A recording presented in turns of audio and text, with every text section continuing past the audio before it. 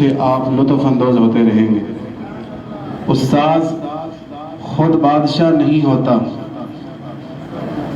استاذ خود بادشاہ نہیں ہوتا، مگر اس کی تعلیم سے، اس کی تربیت سے کئی لوگ بادشاہ بن جاتے ہیں۔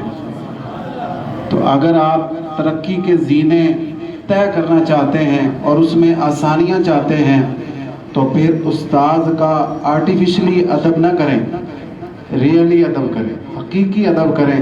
آرٹیفیشل ادب کیا ہے کہ آپ کلاس میں آتے ہیں، استاد جی میں کم ان سر، کیا استاد صاحب میں اندر آ سکتا ہوں، السلام علیکم، آپ اپنی جگہ پہ تشریف فرما ہوگے۔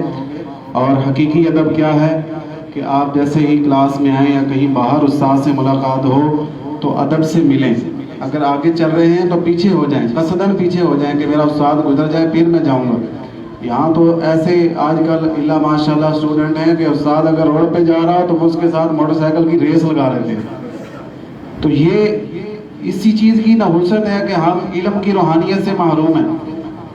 تو بہرحال میں اللہ کی بارگاہ میں دعا ہوں اللہ ہمیں اپنے اساتذہ کا، آپ کو اپنے اساتذہ کا ادب و احترام نصیب فرمائے۔